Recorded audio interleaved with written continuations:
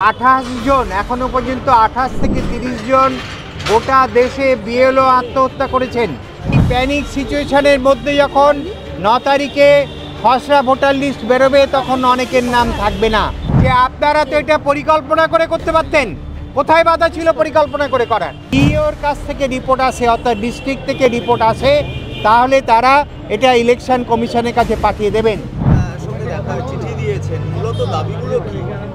শুনুন, প্রথম যেটা বলতে চাইছি আপনাদের কাছে যে আমরা সিইওর কাছে অ্যাপয়েন্টমেন্ট চেয়েছিলাম, কিন্তু ন্যূনতম সৌজন্য তিনি দেখাননি। যে তার মিটিং আছে, অ্যাডিশনাল সিইও দেখা করবেন, এটা কিন্তু ন্যূনতম এই যে সৌজন্য, এটা কিন্তু তিনি দেখাননি।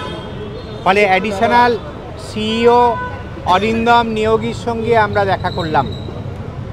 আমরা যে কথাটা তাকে বলেছি যে নির্বাচন কমিশন তারা একটা সরকারি সংস্থা, তারা যে পদ্ধতিতে এই এসআইআর শুরু করলো এবছর, এর আগে 8 বার এসআইআর হয়েছে, এসিআরও হয়েছিল আগে। এই যে আগে 8 বার হলো, লাস্ট এটা 2002 থেকে 2004-এর মধ্যে হয়েছে। কখনো কিন্তু এই রকম ঘটনা ঘটেনি যে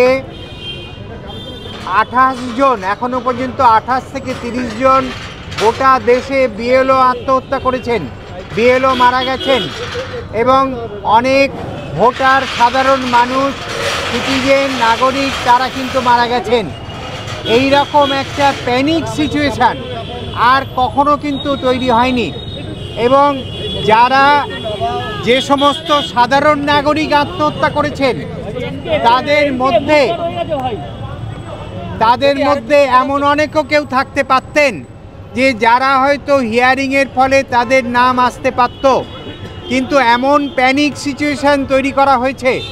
এবং এই প্যানিক সিচুয়েশান তৈরি করার ক্ষেত্রে কেন্দ্রের শাসক দল এবং রাজ্যের শাসক দলের যে ভূমিকা, অর্থাৎ একজন বলছে যে তাদেরকে একেবারেই জেলে পুরে দেওয়া হবে কোথাও কোনো ভুল থাকলে, এবং আরেকজন বলছেন যে আমাদের এখানেই চাকরি করেন, ফলে সাবধানে কাজ করতে হবে, কারোর নাম যাতে বাদ না যায়।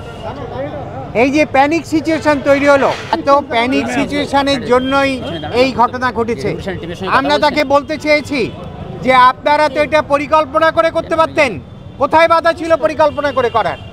আপনারা বারবার নিয়ম পাল্টেছেন।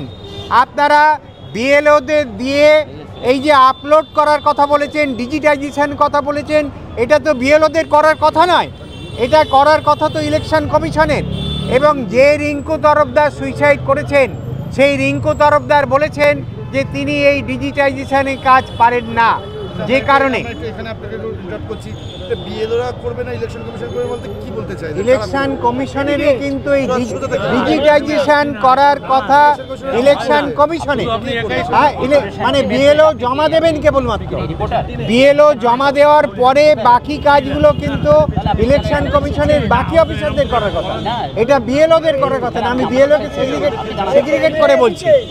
ফলে বিষয়টা হচ্ছে যে তারা এই যে ধরুন উত্তরপ্রদেশে যিনি মারা গেলেন, তিনি আগের দিন বিয়ের জন্য তিনি যেতে পারেননি, তার জন্য তাকে শোকজ করা হলো এবং তাতে মৃত্যু হলো। এই তো ঘটনা ঘটছে। এটা তো কেবলমাত্র পশ্চিমবঙ্গে নয়, গোটা ভারতবর্ষেই তো এটা ঘটছে। কি মনে হচ্ছে আপনার ডেপুটেশন দিয়েছি কি দিইনি? ডেপুটেশন তো দিয়েছি।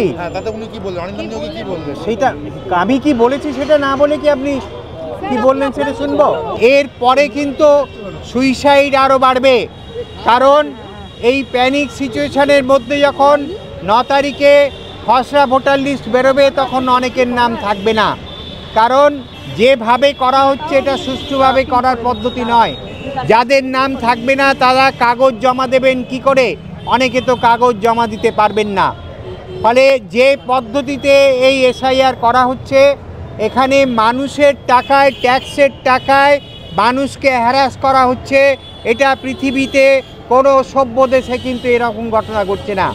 আমরা দাবি তুলেছি যে আপনারা সুষ্ঠুভাবে করুন, কিন্তু এভাবে যে করছেন এটা বন্ধ করুন। আমরা দাবি করেছি এই এসআইআর বন্ধ করার জন্য। আমরা দাবি করেছি যে যারা যারা মারা গেছেন তাদেরকে ক্ষতিপূরণ দিতে হবে, এটা দাবি আমরা করেছি। তিনি আমাদের যে কথা বলেছেন, আপনারা নীতিগত অনেক প্রশ্ন তুলেছেন, আইনগত প্রশ্ন তুলেছেন, যেটা ইলেকশন কমিশন তাদেরকে আমরা পাঠিয়ে দেব, তারা উত্তর দেবেন। কিন্তু ক্ষতিপূরণের যে ব্যাপারটা, যদি ডিইওর কাছ থেকে রিপোর্ট আসে, অর্থাৎ ডিস্ট্রিক্ট থেকে রিপোর্ট আসে, তাহলে তারা এটা ইলেকশন কমিশনের কাছে পাঠিয়ে দেবেন। আমরা তাকে বলেছি যে এতগুলো লোক মারা গেল, ইলেকশন কমিশন কিন্তু কোথাও দুঃখ প্রকাশ করেনি। এটা সাধারণ মানুষের কাছে এই এক্সপেকটেশন ছিল, এই কথাগুলো আমরা তাকে জানিয়ে এসেছি। আরো ভালো ভালো খবর দেখতে সাবস্ক্রাইব করুন বাংলা হান্টের ইউটিউব চ্যানেল। বাংলা হান্টের আরো খবর দেখতে নজর রাখুন। বাংলা খবর মানেই বাংলা হান্ট।